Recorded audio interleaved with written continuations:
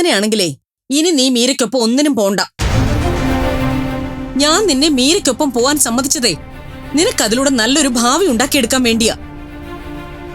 അല്ലാതെ അവളുടെ ഭർത്താവിനെ രക്ഷിച്ച് അവളുടെ ലൈഫ് സുരക്ഷിതമാക്കാൻ വേണ്ടിയൊന്നും അല്ല. അമ്മ ഇങ്ങനെ സ്വാർത്ഥമായിട്ട് സംസാരിക്കാതെ. എന്നെപ്പോലെ അമ്മയുടെ മകള് തന്നെയാ മീരയും. മക്കളോട് ആണായാലും പെണ്ണായാലും വേർതിരിവ് കാണിക്കാൻ പാടില്ല. നിനക്ക് എന്താ പറ്റിയതെന്ന് എനിക്കറിയില്ല. എനിക്ക് ഈ ഒരു മോൻ മാത്രമേ ഉള്ളൂ. അല്ലാതെ വേറെ ആരെയും സ്വന്തമായിട്ട് കണ്ട് സ്നേഹിക്കാനൊന്നും എനിക്ക് പറ്റില്ല. പിന്നെ ഈ മാറ്റം അത് ശരിയല്ല. അതുകൊണ്ട് തന്നെ നീ ഇനി ഒന്നിനും പോണ്ട. അതിന് ഞാൻ സമ്മതിക്കേയില്ല. നടക്കില്ല അമ്മേ. ഈ കാര്യത്തിൽ എനിക്ക് വ്യക്തമായ തീരുമാനങ്ങളുണ്ട്. ഇതുവരെ അമ്മയുടെ താളത്തിന് തുള്ളുന്ന ഒരു പാവ മാത്രമായിരുന്നു ഞാൻ. പക്ഷെ ഇനി അത് പറ്റില്ല. എനിക്ക് എന്റേതായ ശരിയും തെറ്റുകളും ഉണ്ടാവും. മോനെ, നീ ഞാൻ പറയുന്ന ഒന്ന് മനസ്സിലാക്ക്. നിന്റെ നന്മയെ കരുതിയാ ഞാൻ ഓരോന്ന് പറയുന്നത്. നീ നിന്റെ കൂട്ടുകാരൻ പറഞ്ഞ ആ ജോലിക്ക് പൊയ്ക്കോ. അതിന് ഞാൻ പോവാൻ തുടങ്ങിയപ്പോ എന്നെ തടഞ്ഞത് അമ്മയല്ലേ? അന്നമ്മയ്ക്ക് പറയാൻ അമ്മയുടേതായിട്ടുള്ള ന്യായങ്ങളുണ്ടായിരുന്നു. അമ്മ പറയുന്നത് പോലെ തന്നെ ഞാൻ അനുസരിച്ചു. ഇപ്പൊ എനിക്ക് എന്റേതായ ശരികളുണ്ട്. ഞാനും ആ രീതിയിൽ മാത്രമേ പ്രവർത്തിക്കൂ. നിനക്കെന്താ വട്ടാണോ സൂരജേ? നീ എന്തിനാ വല്ലവർക്കും വേണ്ടി തല്ലുകൊള്ളാൻ നടക്കുന്നത്? അതെന്ത് ന്യായമാണമ്മേ? ഇത്രയും നാളും ഓരോന്നിനും എന്നെ തള്ളിവിട്ടത് അമ്മ തന്നെയല്ലേ? അപ്പം ഞാൻ തല്ലുകൊള്ളൂ എന്നുള്ള പേടി അമ്മയ്ക്കില്ലായിരുന്നോ? ഞാൻ നിന്നെ മീരയുടെ കൂടെ ഓരോന്നിനും പറഞ്ഞു വിട്ടത് എന്തിനു വേണ്ടിയാണെന്ന് നിനക്ക് നന്നായിട്ട് അറിയാവുന്നതല്ലേ? അറിയാം. അതൊക്കെ അമ്മയുടെ സ്വാർത്ഥതയായിരുന്നു. സൂരജേ, അതെ അമ്മേ. ഒരിക്കലും എന്റെ സന്തോഷങ്ങളെക്കുറിച്ച് അമ്മ ചിന്തിച്ചിട്ടില്ല. ബാംഗ്ലൂരിൽ ഒരു ജോലി കിട്ടിയപ്പോൾ പോണ്ടാന്ന് പറഞ്ഞു. അപ്പോഴും അമ്മ ചിന്തിച്ചത് അമ്മയുടെ സന്തോഷമാണ്.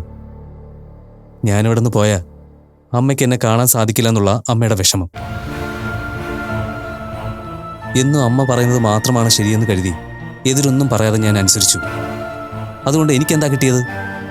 സൂരജ് മോശക്കാരനാണെന്നുള്ള പേര് അല്ലേ? ഇനിയെങ്കിലും എനിക്ക് എൻ്റെ ശരികൾക്കൊപ്പം ജീവിക്കണം. ഇപ്പോൾ എൻ്റെ മനസ്സിൽ ശരിയെന്ന് തോന്നുന്നത് മീരയെ സഹായിക്കുന്നത്. എനിക്ക് തല്ലുകിട്ടിയ ആ ചുരുങ്ങിയ സമയം മീര അനുഭവിച്ച ടെൻഷനും വിഷമവും ഞാൻ നേരിട്ട് കണ്ടതാണ്. കൂടപ്പിറപ്പിൻ്റെ സ്നേഹവും കരുതലുമാണ് ഞാൻ അനുഭവിച്ചത്. അതുകൊണ്ട് തന്നെ ഇനി എൻ്റെ മനസ്സിലും മീരയ്ക്ക് ആ സ്ഥാനം തന്നെയാവും. നാളെ ചിന്തിക്കുമ്പോൾ എൻ്റെ മനസാക്ഷിയുടെ മുന്നിലെങ്കിലും എനിക്ക് കുറ്റക്കാരനായിട്ട് നിൽക്കേണ്ടി വരരുത്. മോനെ, നീ എന്തൊക്കെയാ ഈ ആലോചിച്ച് കൂട്ടി വെച്ചിരിക്കുന്നത്? അമ്മ പറയുന്ന ഒന്ന് സമാധാനമായിട്ട് ആലോചിച്ച് നോക്ക്. അപ്പം നിനക്ക് മനസ്സിലാവും. ഇത്രയും നാളും ഞാൻ ആലോചിച്ചതും ചിന്തിച്ചു കൂട്ടിയതുമാണ് തെറ്റ്. ഇന്ന് ഞാൻ ചിന്തിക്കുന്നത് ശരിയാണെന്നുള്ള പൂർണ്ണ വിശ്വാസം എനിക്കുണ്ട്. അതുകൊണ്ട് തന്നെ ഞാൻ ഇനി മാറി ചിന്തിക്കില്ലമ്മേ. എനിക്കിനി ഒരേ ഒരു ലക്ഷ്യം മാത്രമേ ഉള്ളൂ. എങ്ങനെയെങ്കിലും ആദർശേട്ടനെ രക്ഷിക്കുക, ഹരിയച്ചനും മീരയ്ക്കും സമാധാനം കൊടുക്കുക. എന്റെ ദൈവമേ, ഞാൻ എങ്ങനെ ഇവനെ പറഞ്ഞു മനസ്സിലാക്കും? അമ്മ അതിന് ശ്രമിക്കേണ്ട. ഞാൻ ചെറിയ കുട്ടിയൊന്നുമല്ല. കാര്യങ്ങൾ മനസ്സിലാക്കാനുള്ള പക്വതയും പ്രായമൊക്കെ എനിക്കുണ്ട്. അതുകൊണ്ട് അമ്മ ചെല്ല്.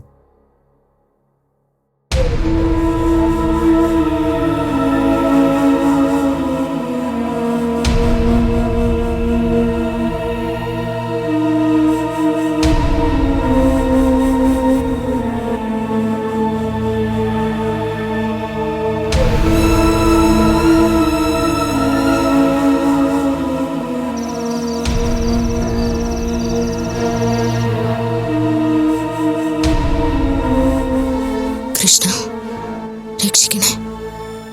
എല്ലാവർക്കും നല്ലത് മാത്രം വരുത്തണേ. ആദർശനെ രക്ഷിക്കാൻ സാധിക്കണേ.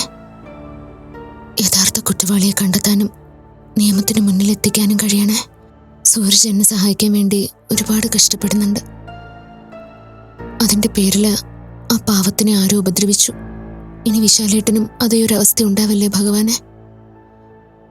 ഞാൻ കാരണം ആർക്കും ഒരു ബുദ്ധിമുട്ടും ദുരിതവും ഉണ്ടാവരുതേ.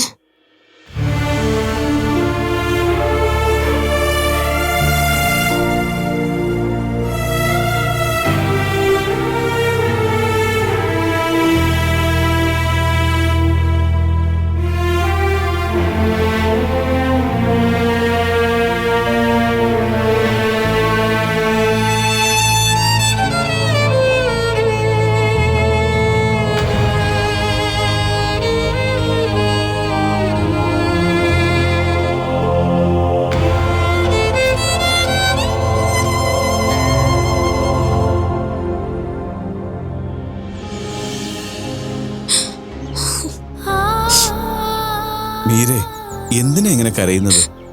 ഈ ലോകത്ത് പരിഹാരമില്ലാത്ത പ്രശ്നങ്ങളൊന്നുമില്ലെന്ന് മീരയ്ക്ക് അറിയാവുന്നതല്ലേ? അപ്പൊ ഇങ്ങനെ കരഞ്ഞാലോ? എന്ത് പ്രശ്നം ഉണ്ടെങ്കിലും നമുക്ക് പരിഹരിക്കാം. മീര കരഞ്ഞാൽ അത് ഏറ്റവും കൂടുതൽ വേദനിപ്പിക്കുന്നത് ഭഗവാനെ ആയിരിക്കും. എന്നെ സ്നേഹിക്കുന്നവരോടും എന്നോട് അടുക്കുന്നവരോടും ഈശ്വരൻ എന്തിനാ അനീതി കാണിക്കുന്നേ? ഭഗവാൻ ആരോടും അനീതി കാണിക്കില്ല. എല്ലാവരോടും കരുണയും സ്നേഹവും മാത്രമുള്ള ആളാണ് ഭഗവാൻ. ഭഗവാന്റെ വലിയ ഭക്തയായ മീര ഒരിക്കലും പറയാൻ പാടില്ലാത്ത വാക്കുകളാണ് ഇപ്പൊ പറഞ്ഞത്. ആണോ? എങ്കിൽ ഞാനത് എന്റെ അറിവില്ലായ്മ കൊണ്ട് പറഞ്ഞതാ ഭഗവാന്. എങ്കിലും ഞാൻ പറഞ്ഞത് എന്റെ ഉള്ളിലെ സംശയം. ഞാൻ ഏറ്റവും കൂടുതൽ സ്നേഹിച്ചതും എന്നെ ഏറ്റവും കൂടുതൽ സ്നേഹിച്ചതും എന്റെ അമ്മയല്ലേ? എന്നിട്ട് എന്റെ അമ്മയെ ഭഗവാൻ എന്തിനാ എന്റെ അടുത്തുനിന്ന് വേഗം കൊണ്ടുപോയത്? ഈ സംശയം കുട്ടിക്കാലത്ത് തന്നെ മാറ്റിയതാണല്ലോ, മറന്നുപോയോ? അത് മുകുന്ദേട്ടന് ഓർമ്മയുണ്ടോ? എനിക്കെല്ലാം ഓർമ്മയുണ്ട്. അതെങ്ങനെ? ഭഗവാൻ എന്നോട് മാത്രമായി പറഞ്ഞത് എങ്ങനെയാ മുകുന്ദേട്ടൻ അറിയാ? ആരാണ് ഭഗവാൻ? ഈ പ്രപഞ്ചം മുഴുവൻ നിറഞ്ഞു നിൽക്കുന്ന ശക്തിയാ ഭഗവാൻ. ആണല്ലോ.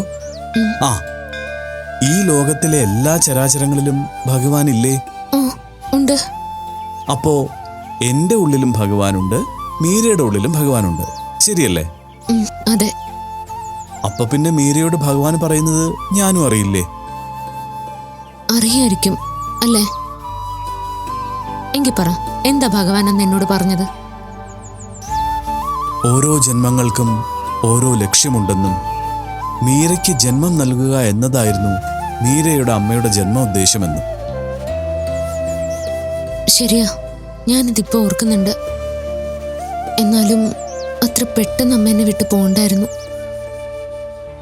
ഒരു ജീവന് മനുഷ്യജന്മം കിട്ടുന്നത് എന്തിനാണെന്ന് മീരയ്ക്ക് അറിയില്ലേ? ഈശ്വരനെ അറിയാൻ, ഈശ്വരനിലേക്ക് മടങ്ങാൻ. അതെ, അനേക ജന്മങ്ങളിലെ കർമ്മബന്ധങ്ങൾ അവസാനിപ്പിച്ച് ഈശ്വരനിലേക്ക് മടങ്ങി ജന്മസായുജ്യം ലഭിക്കാനാണ് ഓരോ മനുഷ്യജന്മവും ഈ ഭൂമിയിൽ ജനിക്കുന്നത്. പക്ഷേ പലരും കർമ്മബന്ധങ്ങളിൽപ്പെട്ട് വീണ്ടും ജനന മരണ ചക്രങ്ങളിൽ വീണു പോവുകയാണ്. മീരയുടെ അമ്മ ഇനിയും ഇവിടെ നിന്നിരുന്നെങ്കിൽ വീണ്ടും ജനന മരണ ചക്രങ്ങളിൽപ്പെട്ട് പുനർജനിച്ച് ഈ ലോകത്തെ ദുഃഖങ്ങളും ദുരിതങ്ങളും വീണ്ടും അനുഭവിക്കേണ്ടി വന്നേനെ. അമ്മയുടെ കാര്യം അങ്ങനെയാണെങ്കിൽ എന്നെ സഹായിക്കാൻ ശ്രമിക്കുന്നവർക്ക് ആപത്ത് സംഭവിക്കുന്നത് എന്താ? കഴിഞ്ഞ ദിവസം സൂരജനും തല്ലി കിട്ടിയില്ലേ? സൂരജിന് കിട്ടിയ അനുഭവത്തിൽ നിന്ന് അയാളിൽ ഒരു പരിവർത്തനം നടക്കും. അത് നല്ലതിനാണെന്ന് കാലം തെളിയിക്കും. മീര കണ്ടോളൂ. പിന്നെ ചിലരുടെ കർമ്മദോഷങ്ങൾ മറ്റുള്ളവർക്ക് വേണ്ടി നല്ല കാര്യം ചെയ്യുമ്പോൾ ഇല്ലാതാവുന്നതാണ്. മീരയ്ക്ക് വേണ്ടി ആരെന്ത് ചെയ്താലും അവർക്ക് സത്യത്തിൽ കർമ്മദോഷങ്ങളെല്ലാം തന്നെ ഇല്ലാതാവുന്നതാണ്. അതിൻ്റെ ഭാഗമായി ചിലപ്പോൾ ചില മോശം അവസ്ഥയിലൂടെ അവർ കടന്നുപോയെന്ന് വരും. പക്ഷേ അതൊക്കെ നല്ലതിനു വേണ്ടി തന്നെയാണ്. അപ്പോ ആദർശേട്ടൻ ജയിലിലായതോ? അതും കർമ്മഫലത്താൽ തന്നെ. ആദർശ് ചെയ്ത കുറ്റത്തിന് അന്ന് ശിക്ഷ ലഭിച്ചില്ലല്ലോ. പക്ഷേ അതെന്നും വലിയൊരു വേദനയായി ആദർശിന്റെ മനസ്സിൽ കിടക്കുകയല്ലേ. താൻ തെറ്റ് ചെയ്തു എന്നുള്ള കുറ്റബോധം ആദർശിനെ എന്നും അലോസരപ്പെടുത്തിയിരുന്നില്ലേ? ഇപ്പൊ ചെയ്യാത്ത കുറ്റത്തിന് ശിക്ഷ അനുഭവിക്കുന്നതിലൂടെ അതിനും ഒരു പരിഹാരമാവും. ആ കർമ്മദോഷം അവസാനിക്കുമ്പോൾ ആദർശിനും തിരികെ വരാനാകും. അപ്പോ ആദർശേട്ടനെ വെറുതെ വിടുമെന്നാണോ മുകുന്ദേട്ടൻ പറയുന്നത്? അതെ, എനിക്കങ്ങനെയാണ് തോന്നുന്നത്. മീരയോട് അടുക്കുന്നവർ എല്ലാവരും ഭാഗ്യമുള്ളവരാണ്. അവരെല്ലാവരും ഈശ്വരന് പ്രിയപ്പെട്ടവരാവുകയാണ്. അവരുടെ കർമ്മദോഷങ്ങളെല്ലാം മാറി അവരെല്ലാം ഈശ്വരനിലേക്ക് വേഗം അടുക്കുന്നു. എന്നാലും കുറ്റം ചെയ്തവർക്ക് ശിക്ഷ കിട്ടുന്നില്ലല്ലോ. ഇന്ദുവിന്റെ മരണത്തിന് ഉത്തരവാദിയായവര് ഇപ്പോഴും പിടിക്കപ്പെടാതെ നടക്കല്ലേ? അവർ ഭഗവാന്റെ കണ്ണിൽ നിന്ന് രക്ഷപ്പെടുന്നില്ല മീര. അവരെ കാത്തിരിക്കുന്നത് വലിയ വലിയ നരകങ്ങളാണ്. ഏതോ ജന്മങ്ങളിൽ എന്നോ ചെയ്ത പുണ്യങ്ങളെല്ലാം അവർ ഇത്തരം തെറ്റായ കാര്യങ്ങൾ ചെയ്ത് നഷ്ടപ്പെടുത്തുകയാണ്.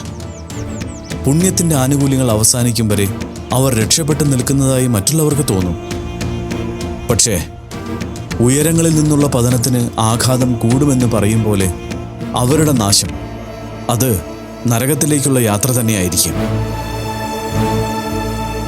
നല്ലത് ചിന്തിച്ചും നല്ലത് പ്രവർത്തിച്ചും മറ്റുള്ളവരെ സ്നേഹിച്ചും സഹായിച്ചും ജീവിക്കുന്നവർക്ക് പുണ്യകർമ്മങ്ങളുടെ ഫലമായി ഈശ്വരാനുഗ്രഹവും മോക്ഷവും എല്ലാം ലഭിക്കും.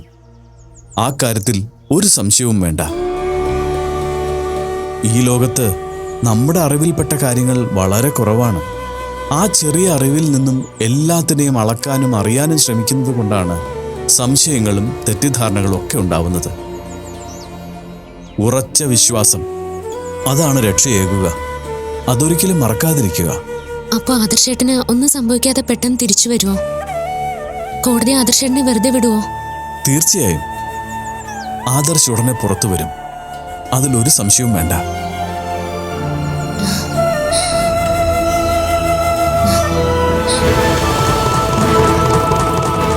മൂന്നേട്ടാ, മൂന്നേട്ടാ, മൂന്നേട്ടാ, മൂന്നേട്ടാ, മൂന്നേട്ടാ, മൂന്നേട്ടാ.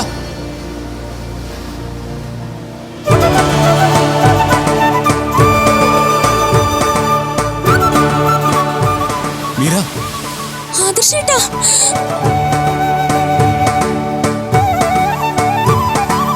മീര, ആദർശേട്ടാ, ഇതെങ്ങനെ ഇവിടെ? എന്നെ വെറുതെ വിട്ടു. ഞാൻ നിരപരാധിയാണെന്ന് അവർക്ക് ബോധ്യമായി. ആണോ? എനിക്ക് വിശ്വസിക്കാൻ പറ്റുന്നില്ല. കുറച്ചു മുകുന്ദേട്ടൻ എന്നോട് പറഞ്ഞിരുന്നു ആദർശേട്ടനെ വെറുതെ വിടുമെന്ന്. പക്ഷെ അതത്ര പെട്ടെന്ന് സംഭവിക്കുമെന്ന് ഞാൻ കരുതിയില്ല. മുകുന്ദൻ അങ്ങനെ പറഞ്ഞു? അപ്പൊ ആള് വലിയ കഴിവുകളുള്ള ആളാണല്ലോ. അതെ, മുകുന്ദേട്ടൻ അറിയാത്ത കാര്യങ്ങളൊന്നും തന്നെ ഇല്ല. എന്തിനെ കുറിച്ച് ചോദിച്ചാലും ഉത്തരം റെഡി ആയിട്ട് കയ്യിലുണ്ടാവും. എത്രയും പെട്ടെന്ന് ആളെന്ന് പരിചയപ്പെടണല്ലോ.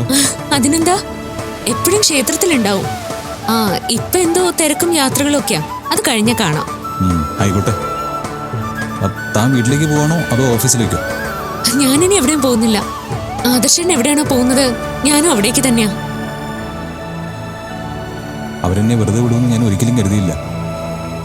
സത്യം എന്നായാലും തെളിയുന്ന എനിക്ക് വിശ്വാസം ഉണ്ടായിരുന്നു. ചെയ്യാത്ത തെറ്റിന്റെ പേരില് ആദർശയുടെ ശിക്ഷ അനുഭവിക്കുന്നത് സഹിക്കാൻ പറ്റാത്ത കാര്യമായിരുന്നു. അതുകൊണ്ട് സത്യം കണ്ടുപിടിക്കാൻ പറ്റാവുന്നതെല്ലാം ഞാൻ ചെയ്തു. പക്ഷെ ഒന്നിനും ഒരു ഫലം കണ്ടില്ല. എന്നാലും എനിക്ക് വേണ്ടി തന്നെ കൊണ്ടാവുന്ന പോലെ എല്ലാം ശ്രമിച്ചില്ലേ? അതൊരു വലിയ കാര്യമല്ലേ? അതിനെല്ലാം ഞാൻ എത്ര നന്ദി പറഞ്ഞാലാണ് മതിയാവുക? ഞാൻ എന്റെ ഭർത്താവിനെ രക്ഷിക്കാൻ ശ്രമിക്കുന്നതിന് എന്തിനാ നന്ദി പറയുന്നേ? അതെന്റെ കടമയല്ലേ? ആദർശനില്ലാതെ എനിക്ക് എന്ത് നിലനിൽപ്പാ ഉള്ളത്?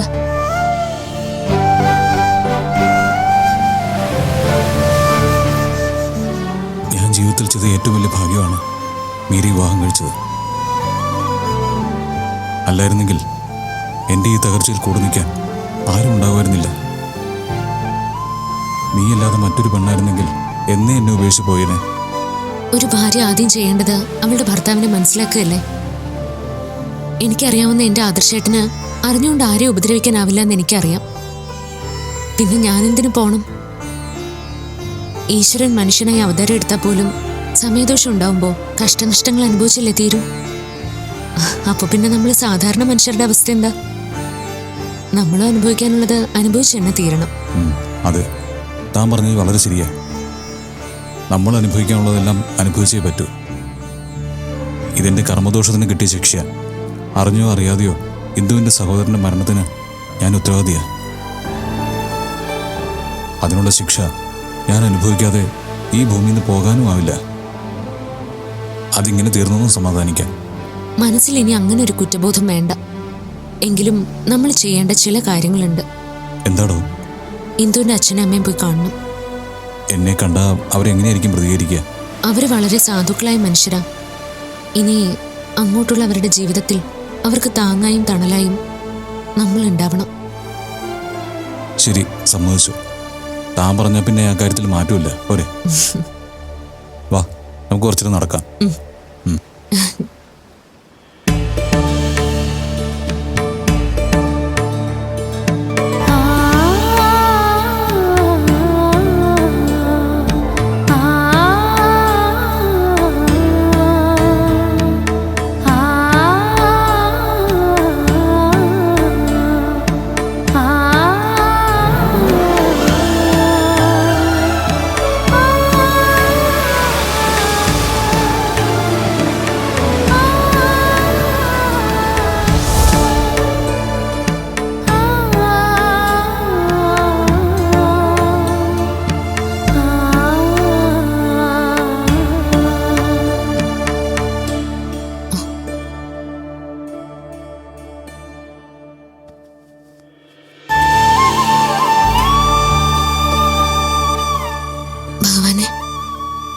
സ്വപ്നമായിരുന്നോ?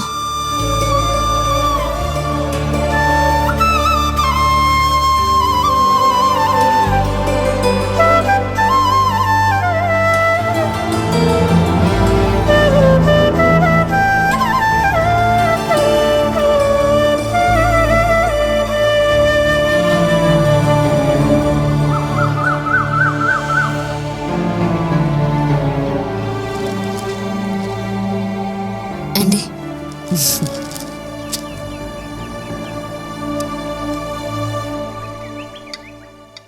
മോളുടെ മുഖത്തിന് നല്ല പ്രകാശമുണ്ടല്ലോ. ഇന്നലെ ഞാനൊരു സ്വപ്നം കണ്ടു ആന്റി. അതില് ആദർശേട്ടനെ കോടതി വെറുതെ വിടുകയും ഞാനും ആദർശേട്ടനും സന്തോഷത്തോടെ കുറേ സമയം സംസാരിക്കുകയും ചെയ്തായിരുന്നു. അതിന്റെ സന്തോഷമായിരിക്കും മുഖത്തുള്ളത്. അതെ, അത് തന്നെയാവും. അങ്ങനെ ഒരു സ്വപ്നം കണ്ടത് നല്ല സൂചനയാ. പിന്നെ ഇത് നമ്മുടെ തീവ്രമായ ആഗ്രഹങ്ങൾ സ്വപ്നമായി കാട്ടിത്തന്ന് മനസ്സ് നമ്മളെ സന്തോഷിപ്പിക്കുന്നതാ. അതെ ആന്റി, സങ്കടങ്ങളെ സഹിക്കാതാവുമ്പോ മനസ്സിന് അങ്ങനെ എന്തെങ്കിലും വഴി നോക്കിയല്ലേ പറ്റൂ. ആദർശിനെ കോടതി വെറുതെ വിടും മീരെ. എന്റെ മനസ്സെന്തോ അങ്ങനെ പറയുന്നു. എനിക്കും ആ വിശ്വാസം ഉണ്ട് ആന്റി. ആ സ്വപ്നം കൂടി കണ്ടപ്പോ അതെനിക്ക് ഉറപ്പായി. ഇന്ദുവിന്റെ കാര്യത്തിൽ ആദർശൻ ഒരു തെറ്റും ചെയ്തിട്ടില്ലെന്ന് എനിക്ക് ഉറപ്പുണ്ട്. അതെ, ശക്തമായ തീരുമാനങ്ങൾ എടുക്കാൻ അവന് മനക്കരുത്തുണ്ടെങ്കിലും ഒരാളെ ഇല്ലാതാക്കാനൊന്നും അവനെ കൊണ്ട് കഴിയില്ല. എന്തോ കാലദോഷമോ കർമ്മദോഷമോ കൊണ്ടാ അവൻ ഇങ്ങനൊരവസ്ഥ വന്നു പെട്ടത്. അത് വലിയ താമസമില്ലാതെ മാറുകയും ചെയ്യും.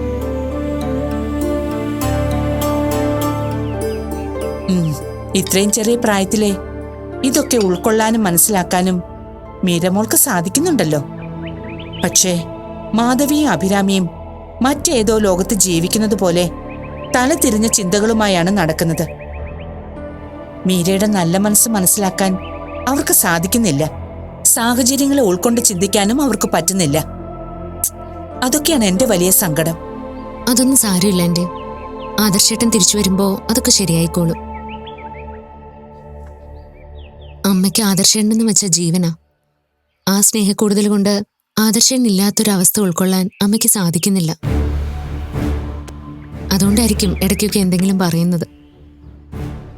എനിക്കതൊന്നും അത്ര പ്രശ്നമല്ല. എല്ലാം കുറച്ചുനാൾ കഴിയുമ്പോൾ ശരിയായിക്കോളും. ആരെയും കുറ്റം പറയാൻ പറ്റാത്തതുകൊണ്ടാണ് മോൾ ഇങ്ങനൊക്കെ പറയുന്നത്.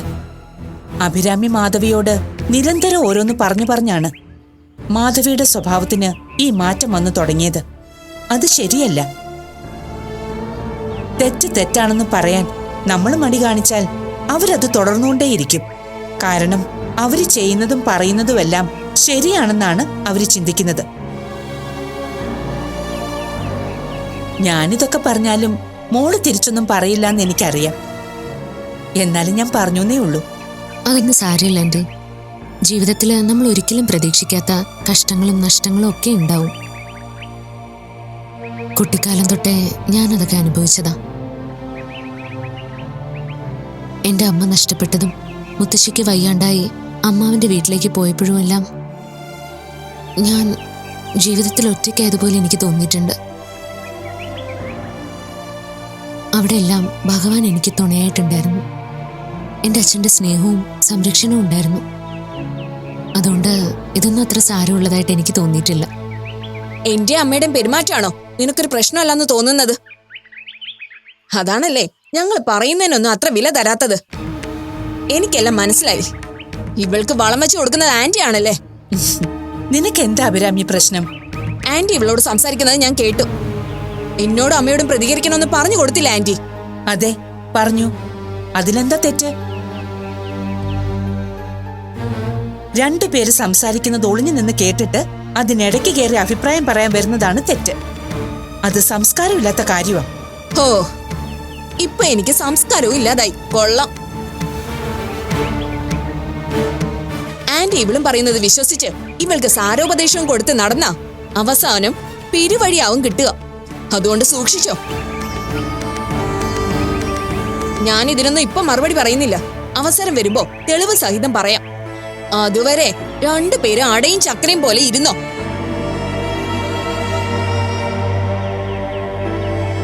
അവൾക്കിപ്പോ പറയാനും നമ്മുടെ മുന്നിൽ പിടിച്ചു നിൽക്കാനും ആയുധമൊന്നും കയ്യിലില്ല. അതാ പെട്ടെന്ന് പോയത്.